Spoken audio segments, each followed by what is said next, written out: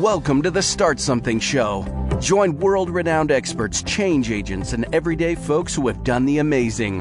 All here to help you start something incredible. Now it's time to step out, live your perfect day, and create a legacy with your host, Tina Dietz. Howdy, hi, Superstarters. It's Tina Dietz here for another phenomenal and exciting episode of the Start Something Show.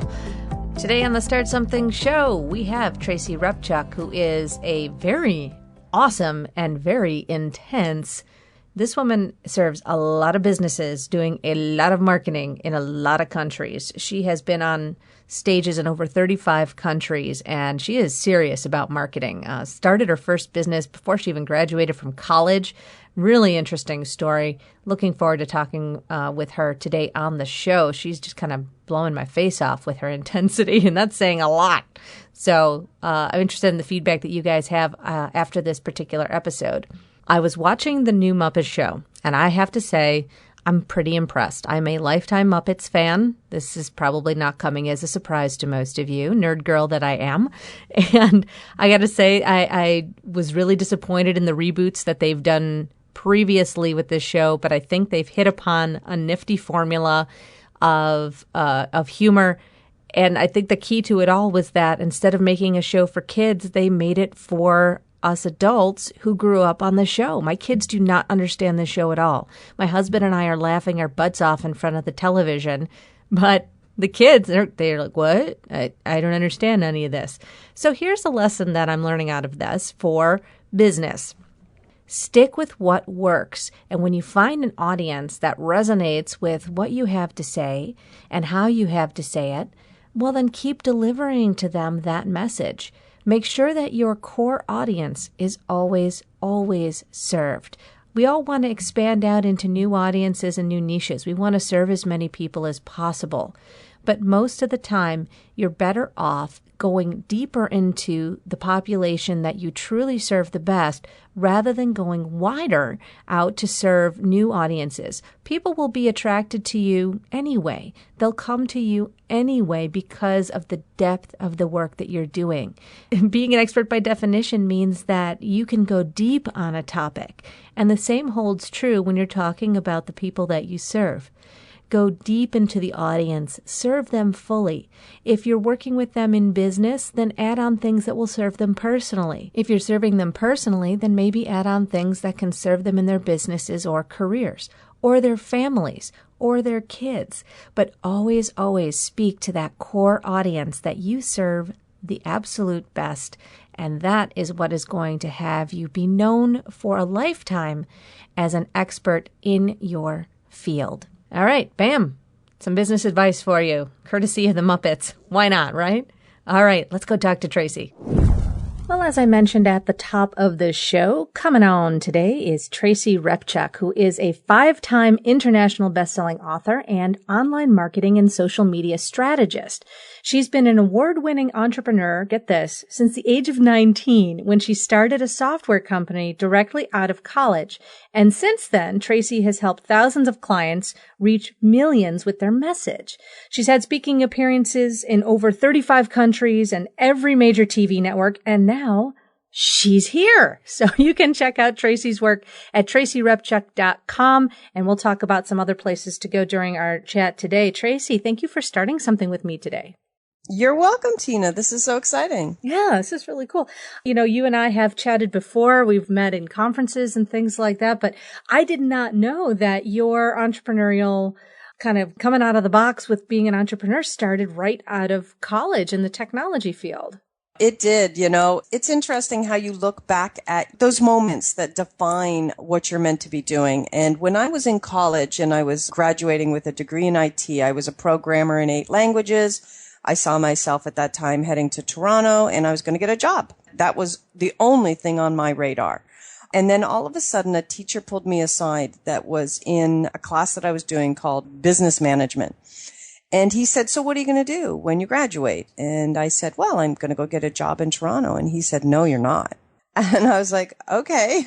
He said, there is no way. He goes, you are dynamic. You're a leader. You're incredibly bright and enthusiastic about life. And he said, you're an entrepreneur. He goes, you're going to go start your own business. He goes, I want you to do that. And so I'm like, what do you mean start my own business? And my parents were like factory workers. I never even knew or thought of people owning their own business. And so he said, what you do is you look in the marketplace, you find a gap and you fill it. That was my entire entrepreneurial education right in there that in one a nutshell. sentence. In a nutshell. Wow. And literally, I went home on fire. I was like, oh my God, I don't have to get a job. This is so exciting. Here we go. Because honestly, I was not in the mood to be a programmer.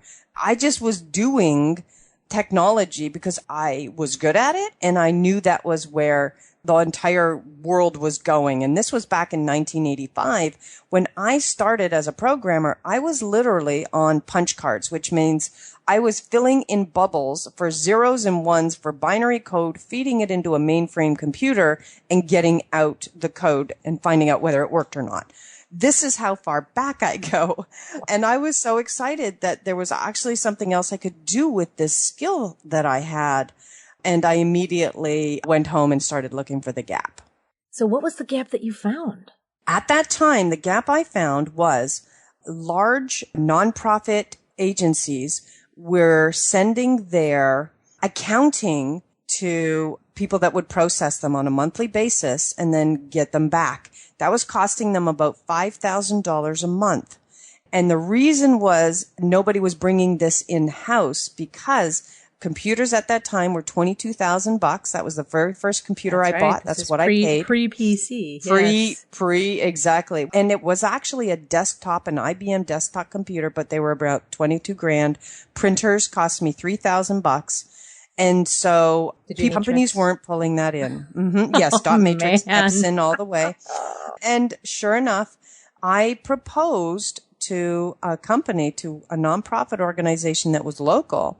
And I said, if we brought this technology in-house, your return on investment would be 7 months because they're paying $5,000 a month. And that was, $35,000.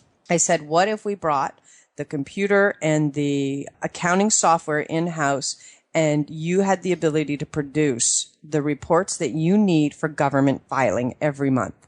They were like, we're in. How do we do that? And then I started my research on doing that. And that was my very first company that I approached and the very first client that I had. And that started me on the world of buying a computer, getting the accounting software, going in-house, installing, setting up, training, and leaving. And so my very first contract was $55,000.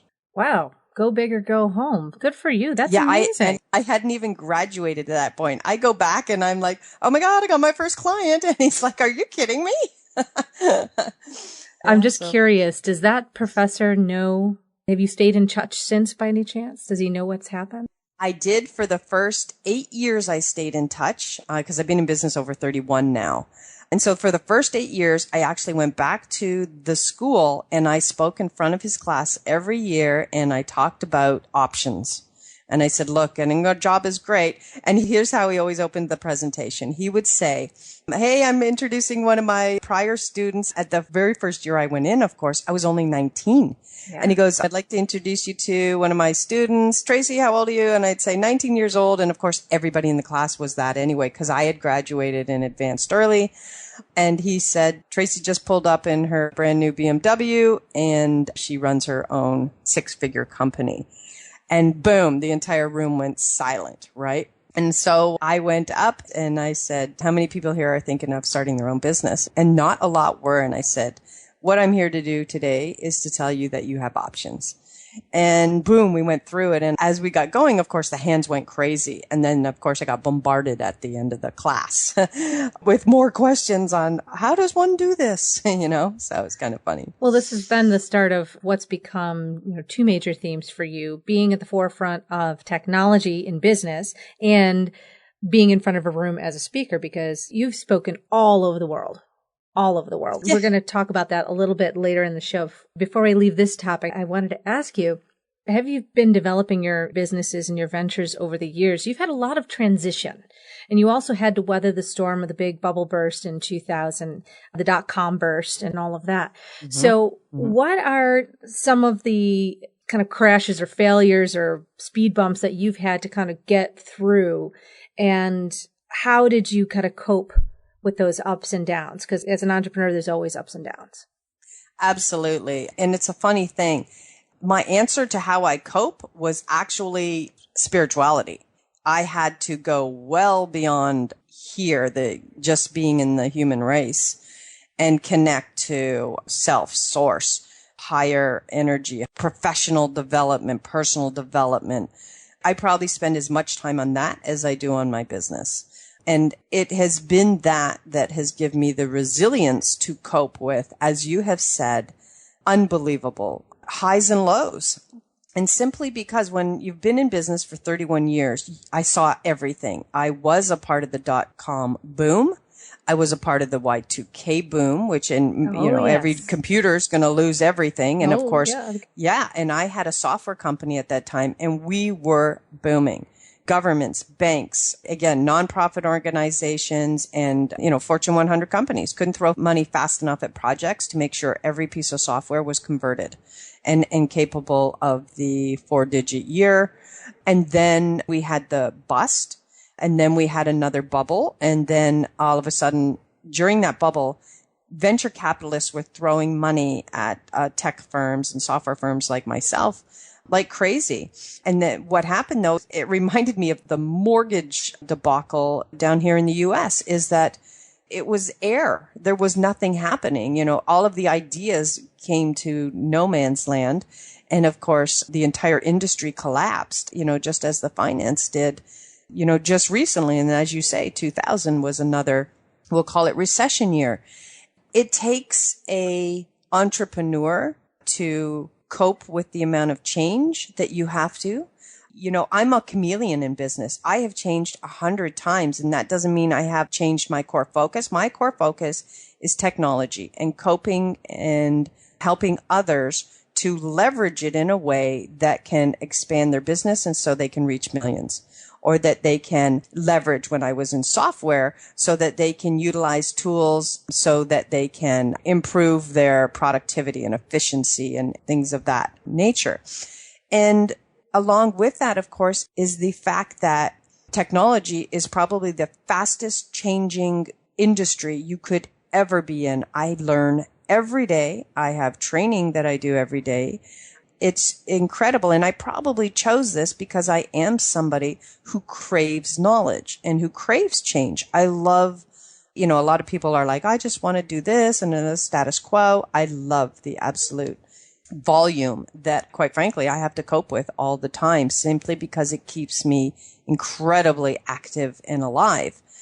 And with that, of course, comes the necessity to be able to cope as a person with the change, to be able to cope with massive, sometimes amounts of downfall. It's like, I remember one year where we had like the Lottery Corporation and a couple of other major companies. And when those contracts were up, we had not filled our funnel. All of a sudden, we went from 7 figures over short periods of time to no income. And we had a staff of 18 that we were supporting. And you're like, holy mackerel, I need to figure out how to bring in $200,000 a month fast in order to support the staff alone. That was just the overhead. And so we're talking about just high ability to think on your feet and really just cope with everything that's coming. So in a situation like that, where you find yourself, and for other people, it might be other situations, where you find yourself up against a wall, or whatever metaphor we want to use there, saying, I need to generate, in your case, $200,000 a month fast, or in somebody else's case, it might only be a few grand a month fast, but the feeling is the same. Yes. You had mentioned resilience and building resilience through personal development, spiritual development, which I could not agree with more. It's what gets us through the night.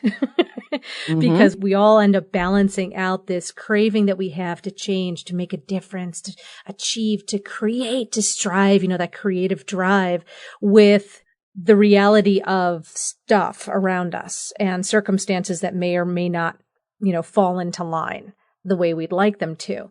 Is there a particular characteristic that you would recommend that entrepreneurs really take the time in particular to cultivate? Because there's, again, we can kind of fall into this realm of overwhelm with people who are already overwhelmed, feeling like their back is against the wall.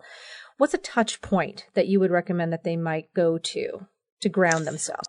To ground themselves. Yeah. I think for each person, that becomes incredibly individual.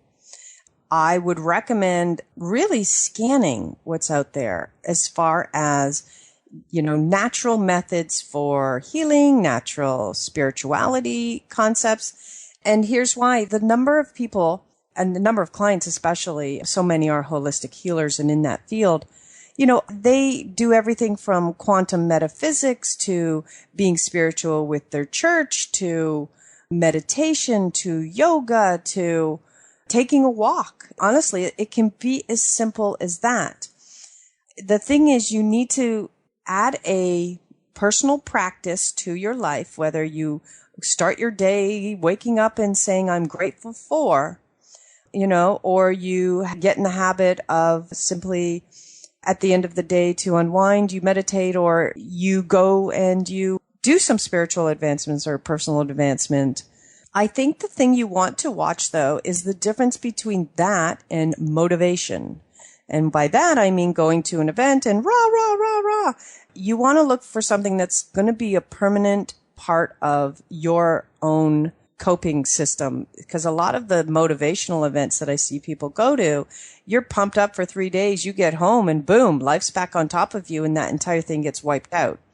So I think take a look around, find something that resonates with your schedule and then resonates with what you enjoy doing and then practice it daily. Yeah, like the daily habits, something we talk about a lot here. And I'm happy to hear you say that because I agree. Sometimes it's really fun and wonderful to get up on that high of that group energy and that group think, but it also tends to make us a bit on the vulnerable side or a lot on the vulnerable side when we then crash back down from it and we may feel like we even crash lower than we were before. And then, it's almost, it gets a bit addictive. And you go back for more and you go back for more and you find yourself spending your time seeking the motivation or speaking quick inspiration like a shot in the arm rather than building your inner resources truly. That's exactly it. Yeah. Right with you there, my dear. Well, now on the marketing side of things and in the Backstage Pass, we're going to actually go through some of these 6 areas that you go through with clients. Is that right? Yes. And later. Okay, great. I'm looking forward to that because you are highly known, widely known as someone who is able to get to the heart of the matter and the heart of the issue with somebody's branding and marketing very quickly. And of course, all of us who are entrepreneurs want that. Many of us so creative and going in several different directions. We all have this incredible case of shiny ball syndrome where we're, starting things and starting things and starting things and never quite getting to the point where everything is cohesive. So when you bring your approach to marketing to an entrepreneur, to a small business, rather than some of your larger corporate clients, do you find that there's a difference in the way that you approach the type of questions that you ask? Yeah, there is a big difference. Yeah, with my entrepreneurial, type of clients, we start at ground zero because most people that are in business are in there because they have an amazing skill. They're a healer, they're a dentist, they're a chiropractor, they're whatever, right? But what happens is they were never taught to be an entrepreneur. They were never taught business practices. They were never taught marketing. So they're missing core fundamentals to being in business. And so I actually start back at ground zero with who's your target market. When I go into a corporation, because they have the staff and the infrastructure in place that has dealt thoroughly with everything from mission statements on, now my question is, what opportunities are we missing? Where's the money being left on the table? And where are your gaping holes as far as streamline and process? What do you find are some of the biggest challenges or mistakes, as the case may be, that these entrepreneurs tend to make? Yeah, the biggest one is jumping into their business and not establishing a target market they're going to communicate to. And I think almost every single company I've met does this. So let's just say, oh, I'm an accountant. Yay. I'm going to open up my practice now. And then they're sitting there waiting for accounting clients to come in. Believe it or not, yes, the world may need accountants like me. Yes, the world might need somebody to put you online like I do, the whole web development process. But there are a trillion people out there type of thing that can do that. So you have to now say, who is my target market? And it's the first question. And every time I ask somebody a question, they'll say everybody. Then I'll say, is it men or women? They'll say, I serve both equally. Then I'll ask, okay, so what areas do you focus on as far as finding your clients? And then that's where the answers stop, because they've been dependent on them trickling in or dependent on them just meeting them at an event randomly. And then, yay, somebody connects with them and wants to hire them. The thing with this whole thing is it's the foundation for your business. And when that part gets skipped, when you want to increase volume, when you want solid 6 and 7 figure businesses, it won't be able to be built on randomity. And so now we have to go back to ground zero and we have to target every word we're saying to man, woman, and an age category. Because when you are online and you're addressing this issue, the only person looking right now is Google. They're serving up you as in a search engine mechanized way. And if those keywords and then aren't being found, then people aren't finding you. And then when that person gets to the site, if you are not specifically speaking to that 45-year-old woman target market you have, and you're trying to hop the fence and be generic, you won't be able to impinge that person and emote them long enough that they'll stick around and do something. They'll leave and you'll have a massive bounce rate from that. And as a result, no connection online. And therefore, every person that came to your site is now a lost opportunity because you didn't communicate to them properly. That makes complete sense. So in terms of people communicating to a target market, what are some elements of communication that are important? Say somebody is establishing, kind of a trusted expert style of brand. They're, like you said, a professional in their field. They're an excellent healer. They're a chiropractor. They're a dentist. They're a coach. And how much does it depend on the professional's personality more, or does it depend on the market they're speaking to more? Which one should be the guiding light for how the language that you use to speak to that audience? Yeah, the guiding light is the ability to connect to your market, because those are the ones that are coming at you. Your personality hasn't necessarily come to play yet. If you have videos on there, your personality is going to show. If you're that type of person that wants to get out in front of the video.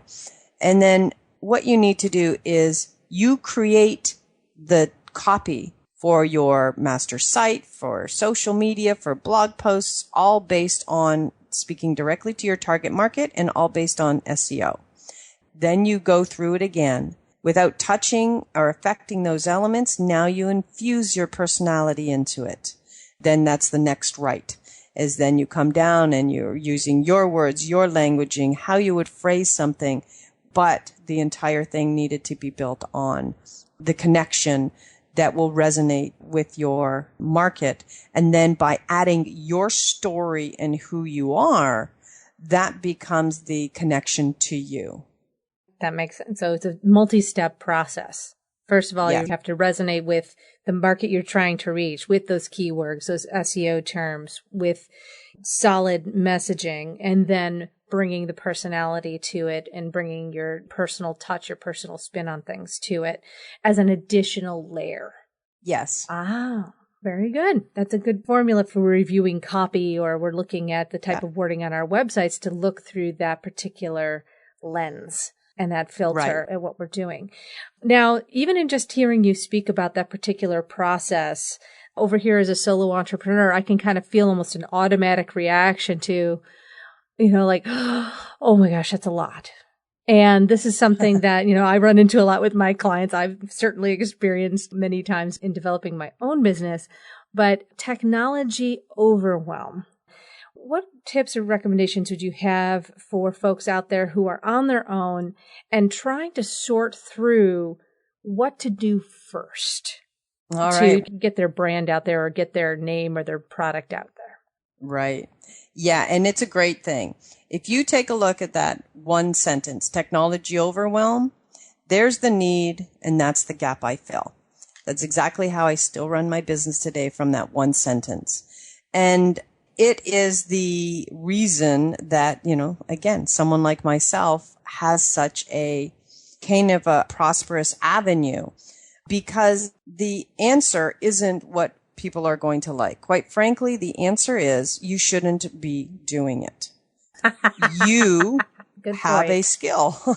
You came on this earth with a skill and a purpose. Whether that was a healer, whether it's a coach, whether it's a career transition person, there's the skill and you have it. I don't have that skill. I can't go off and do quantum physics healing remotely for someone. But there's people out there that can. And then they pop into the online world and then they think that they can do their branding, their marketing, their website. They can have Joe down the road do it, or they can hire a web developer.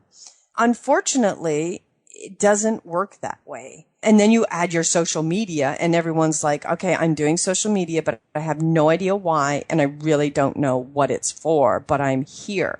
But even worse, it's sucking away 2 hours of my day because I'm thinking that I'm getting my clients through social media. Let me go on top of all of this and say one word which has not been spoken and people don't get at all. And that is the word strategy. You have to have an entire technology and marketing strategy over top of your business before technology even comes into play.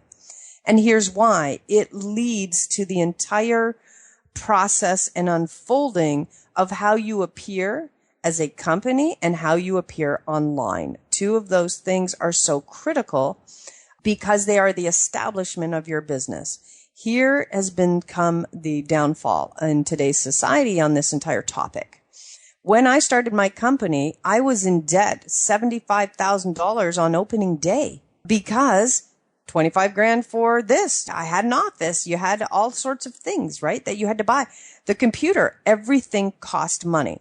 Today's market entry price, quite frankly, has the appearancy of being zero. Yes, true. You buy your computer, you get an internet connection, bada bing, my business is open. I'm just going to go to Webflix or whatever these web little build me sites, or I'm going to go to GoDaddy and they're going to build my site for $1. And honest to God, and people are walking down that path wondering 7 months later why their business is not where it should be. I made 6 figures in my first 3 months of being in business. But I also chunked down 75 grand to get me to the place I needed to be. And I'm not trying to put people off starting a business and getting excited and those things. I am trying to stress here that a business has and always will take a plan. Marketing has and always will take a plan. And now we got technology. Has and always will need a plan. Because otherwise you're throwing spaghetti on the wall all day long, hoping something's going to happen with your business. And this is why our statistics for business failure are so staggering, is simply because this part hasn't been done. So my recommendation is, like, for example, I have a 1-hour call that I do with people. It's called the Online Clarity Cleanse Call. In 1 hour, I can literally help you map out your entire online blueprint. It doesn't come cheap, though, simply because I do 2 weeks of research before we have that call. But in 1 hour, you can get the answers that you need. And you should invest in something like that. Otherwise, you don't know what's your unique selling proposition. Who is your target market? What should your colors be?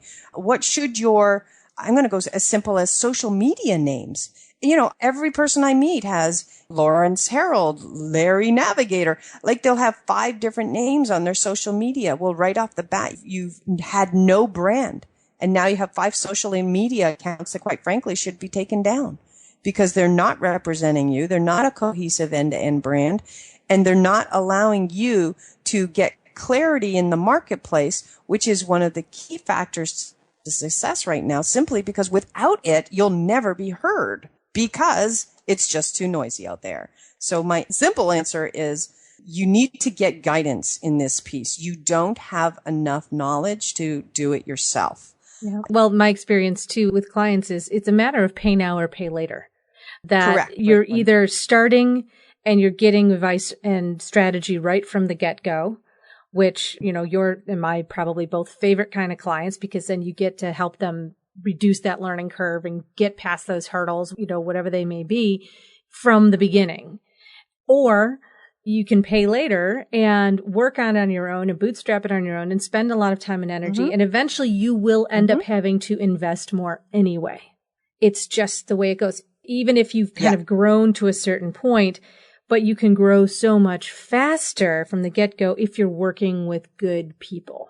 That's you said the key word that people are missing right now is, in order to get your business off the ground, you need rocket fuel. And kind of lighting a little match and lighting a little match and lighting a little match. Yes, you're going to plod along and you're going to get somewhere. But without rocket fuel, you're never going to get out of the stratosphere, and it's going to be hard slogging effort every single day. And then to the point where you're going to possibly exhaust yourself, take your life out of balance, wreck relationships, have money issues anyway, the works. It's an incredible thing. So in the beginning, do what it takes. Understand when you're opening up that business, I need a marketing budget, even if you've never made a dime. I hadn't made a dime the day I opened my business. I took out a loan. I went to the bank. At that time, I had my parents co-sign a loan for me. So yeah, they had great and incredible faith in me, and I get where most people are today, but you're going to have to find a 0% interest credit card and do what it's going to take to quantum leap yourself out into the world, because money loves speed, and you're just going to hit barrier after barrier after barrier and learning curve and all of these things. And every minute that you're mucking around learning technology, doing these things you don't really know how to do, that you're not on the phone getting clients is money out of your pocket. And so you're looking at the problem. It's chicken and egg all day long. And so one of these days you're going to have to jump and take the risk. I couldn't have said it any better. And, there's probably some listeners out there who might be saying that sky is falling. It's very alarmist and all of that. And I just want to put a note inside of that conversation and say, you know what? It's not. In this conversation, I think Tracy is putting it even the point so beautifully, it is a pay now or pay later situation. And anyone who is in business that is really for people succeeding is not going to tell you that there's a magic bullet, is not going to tell you there's a one-stop shop, and is not going to tell you that, it's going to be so easy. You can see my air quotes, okay? Because none of those things are true when you're starting a business. And it goes back to that old saying. There's that old saying, I didn't say it was going to be easy. I said it was going to be worth it. Correct. And that's a beautiful way to put it. Yeah. Yep. Yeah. And it is worth it. Totally. You have financial freedom, or the ability for financial freedom, because there is no other way. I mean, working in a job, my brother worked in a company for 36 years. He got laid off last year at the age of 59 with no prospects now. And he's not of retirement age. These are the things. You are sitting at a position point now where you're saying to yourself, I'm worth it, and my mission and vision and purpose is worth it. So good. You've established that. You have drawn the line in the sand. So now you got to put your money where your mouth is, and you got to say, what do I need right now to really get this idea off the ground?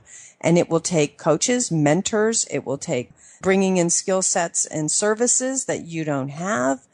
And that's okay. That is building a team of competent people, having resources around you so that you, as your skilled practitioner in whatever it is, can shine in your field.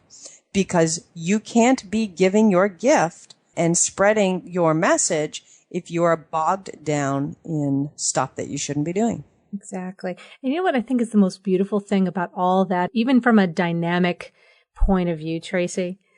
I love that when you start a business and you bring this team together and you create synergy and then you create momentum and you have this business and then you're creating a level of success, you then end up as part of one of those teams helping other people. And it's this reciprocal paying it forward kind of energy that just comes back to you so many fold when you allow the contribution in from other people and you invest in yourself and in your business strategically. So it is like, we get to be the light then for somebody else. I talked about that in my book, 31 Days to Millionaire Marketing Miracles. That exact concept opens the book. In this moment, you feel like you're pouring money out the door. You're doing nothing but paying other people and making them rich. But the bottom line is they're giving you information that's going to accelerate you so that the tables turn. Not only will then someone be paying you, but you'll actually continue to be paying another upper level person. I have not stopped from the day that I've gotten into this marketplace investing in myself with mentors, coaches, professional, personal, spiritual development, all of these things we need in order to focus on what our mission, purpose, and message is. And so it's a cycle of life that's critical to growth. Awesome. And I know we're going a little bit longer than I usually do, but I can't help myself because you have so much to offer in this realm. But I'm going to have to rein myself in, and we're going to be talking some more on the Backstage Pass back on the StartSomethingShow.com. So by the way, folks, if you are not a super starter, if you're not part of the Start Something Tribe, the community that we are building to ignite 10,000 thriving businesses, well, come on, why aren't you? So join us back over at the StartSomethingShow.com. And not only can you get all the show notes from today's episode and all of our episodes, but you can also join for free, be a super starter, come on in, the water's fine, and join our tribe, our community, because we are for each other and for each other's success. And Tracy is one of our trusted experts on the Start Something Show. So Tracy, before we wrap up, if you had to start over again today, starting from scratch, what are some of the first steps that you would take to start something today? The first step I take actually is the one that I do with my clients, because I wish I'd have done this in the beginning. And that is start to build a list immediately. That is getting that landing page technology in place and starting to have a subscriber permission-based email list. That is your biggest asset that you're going to be able to sell as part of an exit strategy or grow from every single day to create your tribe. Perfect. Thank you so much, my dear. And of all of your books, you've written 5 best-selling books, and I know you've been a co-author and author on many others. Is there one in all of your kind of library of materials that you would recommend that folks start with to get to know you and your work and start building results in this area of business and marketing? Yes, that would definitely be 31 Days to Millionaire Marketing Miracles. It is the A to Z of internet marketing and online marketing. It is step by step. You sit at your computer and you really get the entire landscape of what you need to be doing. All right, fabulous. We will make sure that link in that book is available on the StartSomethingShow.com. So get yourself back over there, folks, and get Tracy's book. And also visit her and find out more at TracyRepchuk.com. We'll also have all Tracy's social media links so you can connect with her on social media across the universe, as we are able to do today in Cyberland. Tracy, thank you so much for joining me today. Thanks for having me, Tina. Start something with purpose. Start something with freedom. Start something now. Go to thestartsomethingshow.com, join our community of superstarters, and get your perfect day planner pack, a free resource to help you create the life you've dreamed of living. Take action now, and we'll see you for our next exciting episode.